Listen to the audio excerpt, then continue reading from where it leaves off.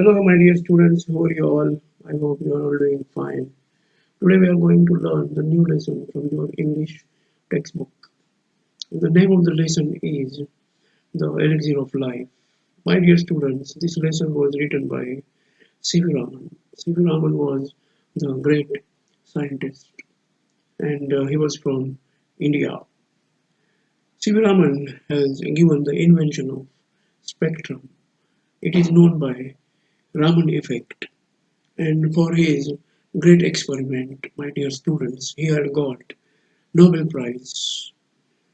Okay, so my dear students, please welcome to my channel, Nana Sir's English Language Coaching. And my dear students, please do not forget to like, share, and subscribe my channel. All right, now we will just begin with the lesson. So, my dear students, this lesson's name is The Elixir of Life. This lesson was written by C.V. Raman.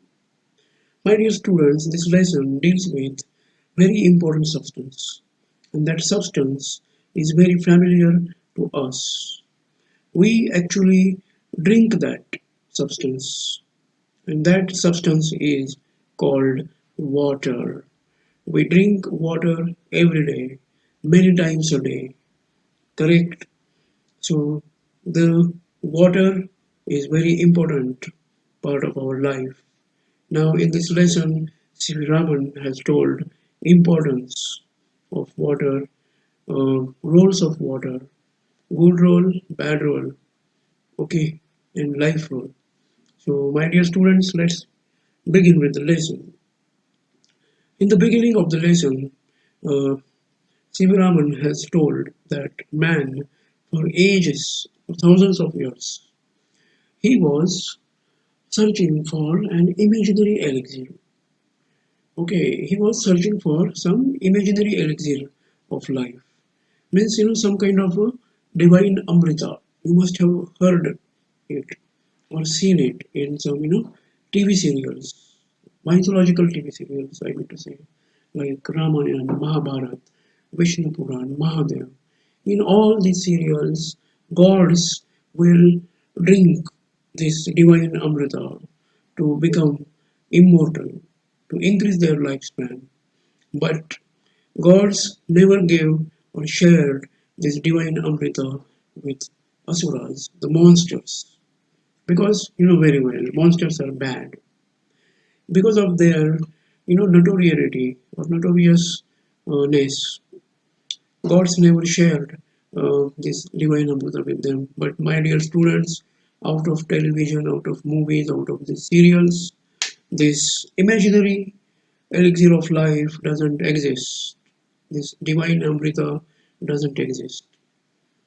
There is a elixir of life and it is real and it exists. It is existing on our planet Earth and it is water and it is very easily available to every humans, to every animals, to every plants. Okay, and it is called the commonest of all liquids, and that water is the plain water, my dear students. Now, in next paragraph, C.V. Raman was standing on one line.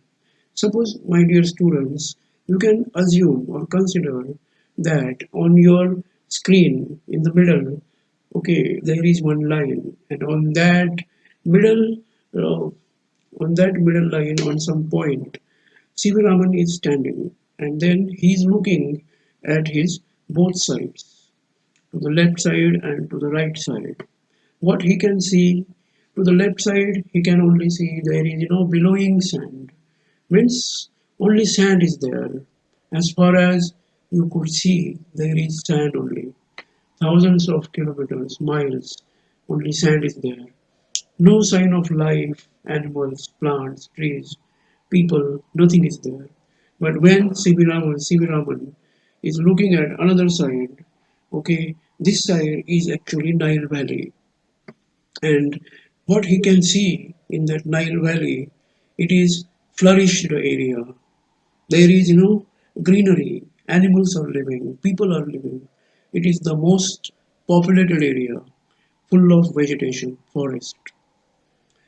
So, my dear students, then Sivaraman is only asking, how is this wonderful difference take place? Then he said, it is the water of Nile River. Okay, for ages, for thousands of years, Nile River was flowing with water.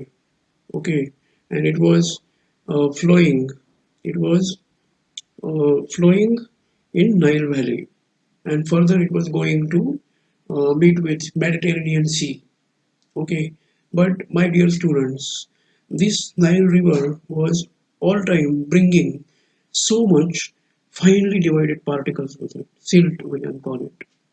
Silt means what, dear students? Mud is there, then other minerals, very small particles of sand. All these kind of finely divided silt this Nile River was bringing with its flood waters, and then it was depositing all these silt, okay, in that Nile Valley. And then for years of this deposition, what happened? The soil in this Nile Valley became very fertile, and which is the most important reason for this Nile Valley to become flourish, full of animals, full of trees, plants, and people's population. Okay, so my dear students, do you understand now how did this wonderful difference take place? In one side there is only sand, no sign of life at all, and in one side there is greenery, full of life, vegetation, everything is there. Okay, and even Egypt country is made here because of water of Nile River. My dear students, one more thing I want to tell you. This Nile River was getting water from different sources. Water was coming from the sources like remote Central Africa. From there, water was coming and meeting in Nile River. Then highlands of Abyssinia. From there, water was coming and meeting with Nile River. And then Nile River was flooding with so much water. And finally, it was meeting with Mediterranean Sea. And on the way, it was giving water to Nile Valley and making the area also very fertile. Understood, my dear students? Now, in next paragraph, writer C.V. Raman has tried to tell the importance of water. He said that he can give this example of Nile Valley and this Libyan desert. Okay, means Nile Valley is formed or made by water of Nile River. Like that, many areas are there where there is water, that area will be flourished. Okay, so in next paragraphs, my dear students, he is telling about the rain-fed tanks. Now, what are these rain-fed tanks, my dear students? Rain-fed tanks are like tanks. Farmers, especially, they are constructing, digging the tanks in their own fields, farms. Okay, some of the tanks are small, some of the tanks are large. Now it is as per the capacity and economy or money, okay, which farmer has. So accordingly, they will build or construct these tanks. So some of the tanks are small, some of the tanks are large. But my dear students, here writer C.V. Raman has said that water will make things look beautiful. Even a small stream of water running over the mountain will look beautiful. Even small pond of water where even a small pond of water at the roadside in which cows buffaloes are drinking water and quenching their thirst, that is also beautiful scene. And then writer is talking about these rain-fed tanks. Okay, he's saying that these rain-fed tanks are like eyes in the human face, and you can see the beautiful scene, okay, on these rainfed tanks. Means you can see beautiful sunrise and you can see beautiful sunset on these rainfed tanks. Then my dear students, writer is saying that the water of these rainfed tanks is silt laden.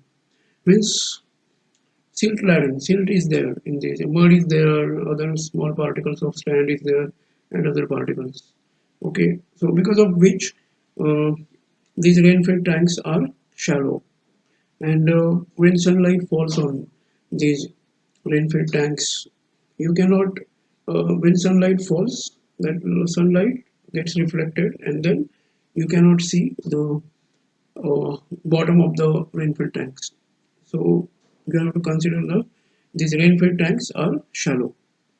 Okay. Then when these rainfed tanks are full of water, when these rainfed tanks are full of water, they are cheering sights for us to see. Cheering, happy. You can see, you know, it is like a happy sight for us, cheering sight when they are full of water. But nowadays, what is happening, students? These rainfed tanks are neglected, not maintained properly. All right. And one more thing here.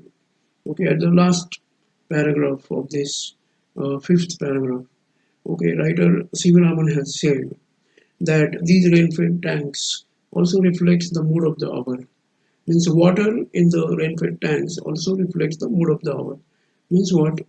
When in the daytime, uh, when in the daytime, rainfed tanks water actually tells the mood. It is bright and happy. And when there are clouds in the sky, darkness is there. That time, how is the mood of the hour? Rainfall times water is showing. They are showing like it is gloomy, sad, upset, dark mood is there of the hour. Okay. Then let's go in further paragraph. Now, my dear students, here C.V. Raman has said that one of the most remarkable facts of water is its power to carry the silt. Silt, I already told you, silt means mud, then small particles of, you know, sand and other particles, minerals. So water has this mm, power to carry, this kind of silt from one place to another.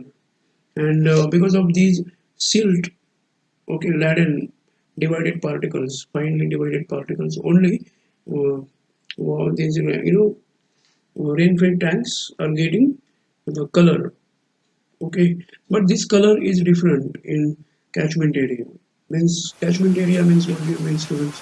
Catchment area means the place where there is so much rain will fall.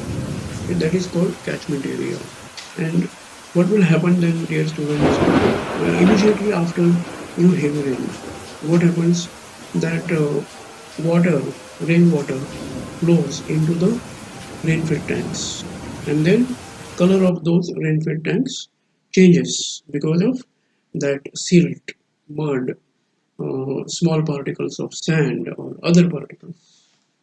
Okay, then seventh paragraph, my dear students. Water, the flow of water has played very, very great part. Okay, sometimes now it is beneficent, useful, advantageous, and sometimes it is dangerous, disastrous. Okay, how is it that only author has tried to tell here? Means water has played a great role in geological process. Okay, for example, when there was a rock before, now rock is not there because water has converted that rock into fertile soil. Okay, this is, and that fertile soil is useful for growing crops, taking growing plants and doing agriculture. Means this is good role of water.